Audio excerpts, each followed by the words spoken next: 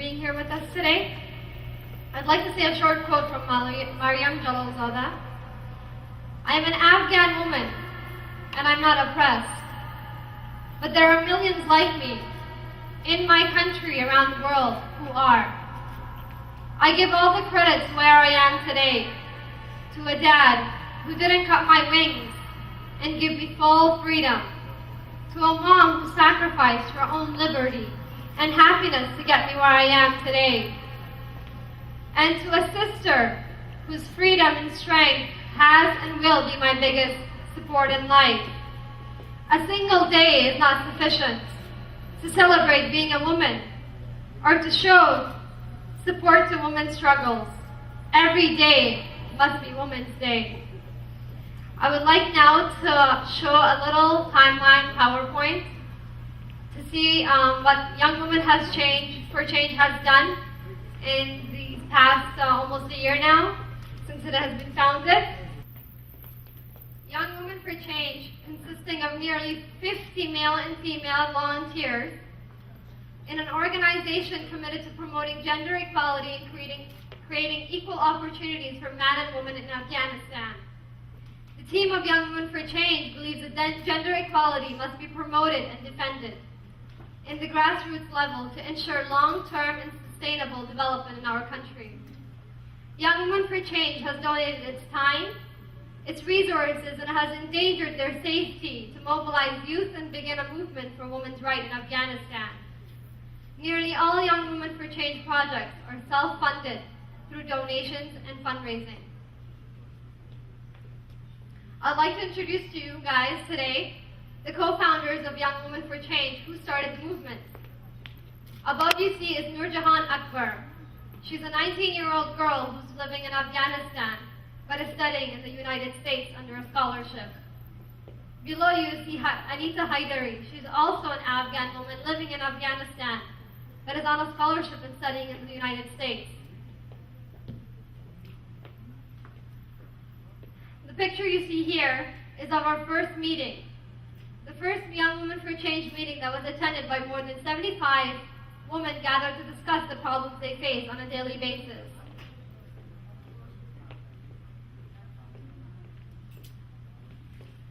What you see here is a protest that was conducted by Young Women for Change on July 14th.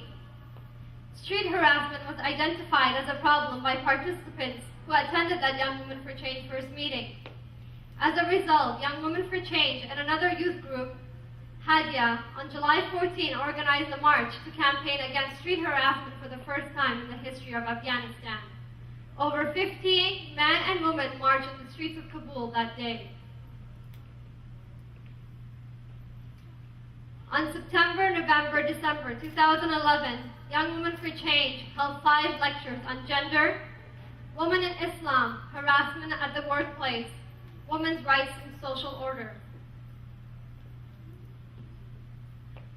On October 2011, we collected over 3,000 books to create a library in Helmand in partnership with intellectual youth.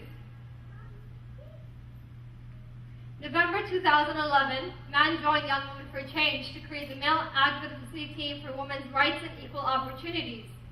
Young Women for Change started a research on women's harassment in public places. More than 1,500 people were surveyed so far. December 23rd, 2011, Young Women for Change posted 700 posters about violence against women and equal rights to education on the walls of Kabul in six different areas. December 29, 2011, Young Women for Change exhibited 30 posters and photos urging to end violence and discrimination against women at the Galleria. Posters were sold to raise money to create a women's internet cafe. January 15, 2011, Young Women for Change screened This Is My City Too, a documentary on street harassment to youth in Kabul, which was produced by the co-founder Anita Haidari. December, January, and February 2011 and 12, Young Women for Change created discussion sessions on violence against women and street harassment at the learning centers for men to come in and see. January, February 2011, Young Women for Change distributed warm clothing and food at refugee camps to more than 100 families. This project was conducted after the news that children were dying of cold weather in Afghanistan. We raised over $6,000 through internet donations in less than 24 hours.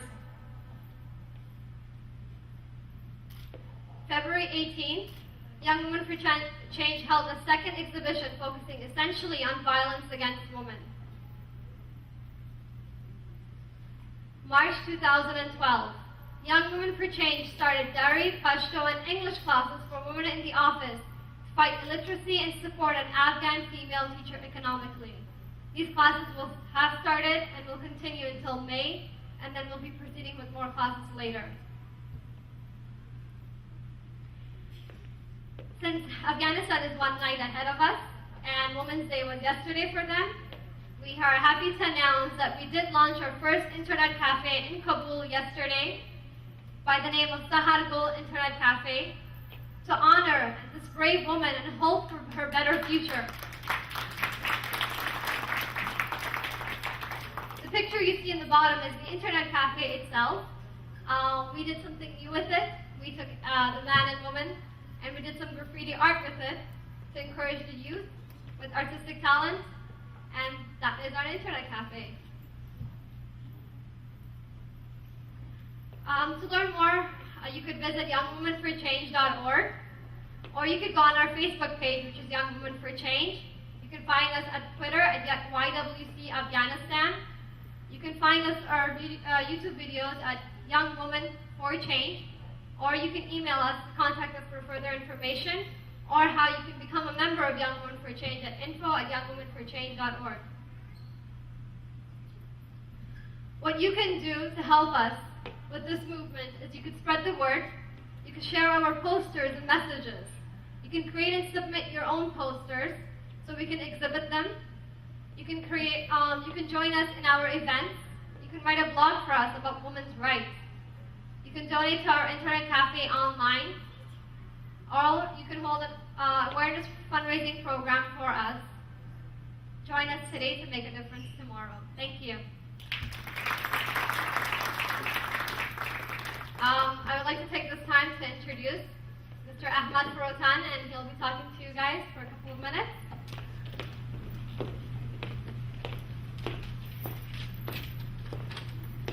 Assalamu alaikum. Thank you so much to Young Women for Change for inviting me here today, and thank you everybody for showing up. I know it's tough to get time out of your day, out of your busy schedules, and I really do appreciate you guys showing up today.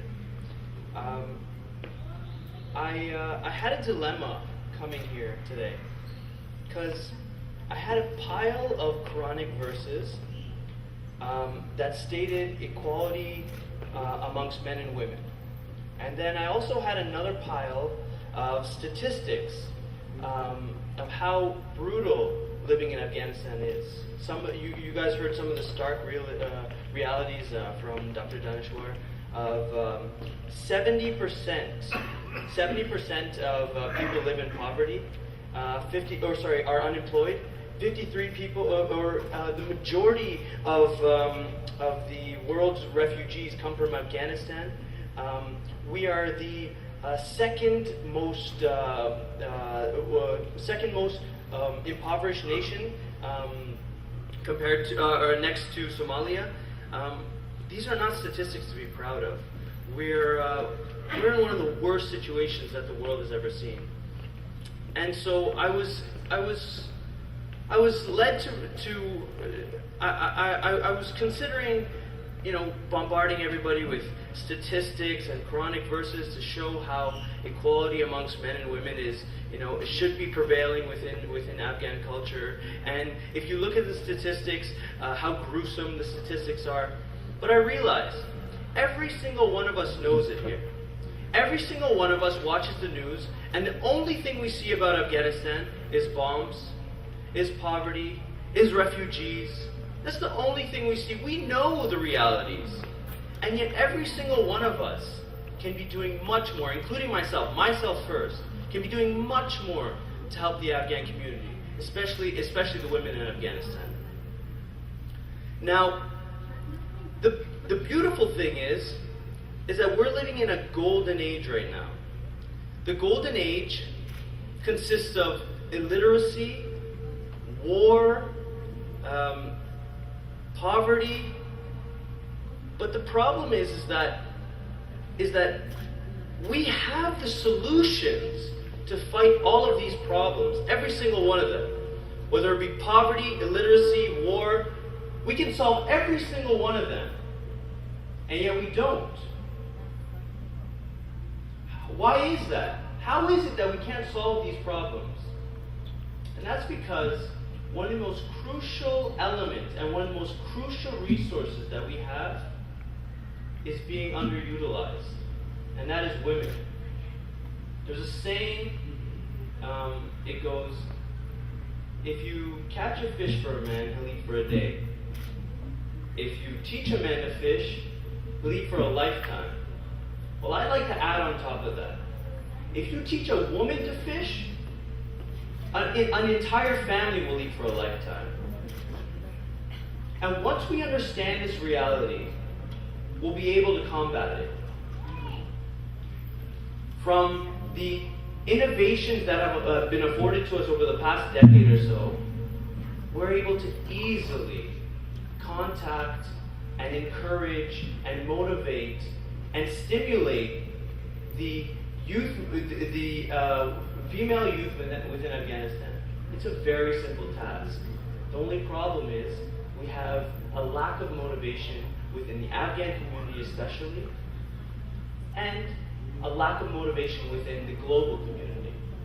Now it's each and every single one of our jobs here to somehow find a solution for that. And organizations like Young Women for Change will help us solve this problem.